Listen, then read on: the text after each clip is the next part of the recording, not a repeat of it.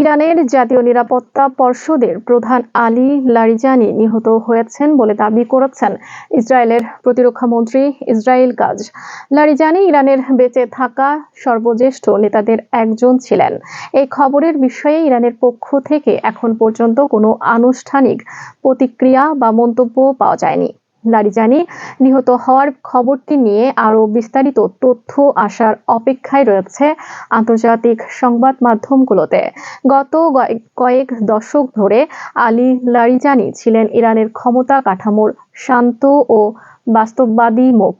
তিনি অষ্টাদশ শতাব্দীর জার্মান দার্শনিক ইমানুয়েল কান্টের ওপর বই লিখেছেন ও পশ্চিমাদের সঙ্গে পারমাণবিক চুক্তি নিয়ে আলোচনা করেছেন। তবে ১ মার্চ ইরানের সর্বোচ্চ নিরাপত্তা পর্ষদের ৬৭ বছর বয়সী এই সেক্রেটারি কথার ধরন বদলে যায়।